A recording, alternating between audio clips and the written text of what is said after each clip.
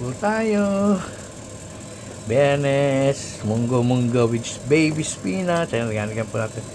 Baby spinach po. Hindi ko na kinatin ginisa. Basta nilutong munggo. Ginisa ko, pinalambot ko yung munggo. Ginisa ko sa bawang, sibuyas, kamatis.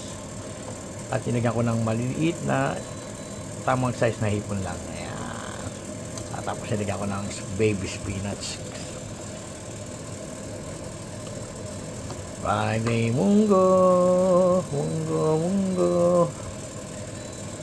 Friday munggo. Ni Kuya Uro. Hindi pa ako marunong mag-vlog pero susunod pag-aaralan ko para hindi simula pag-gisa ng pag-ano. Ang ulam natin ngayon ay munggo. Munggo. Yummy.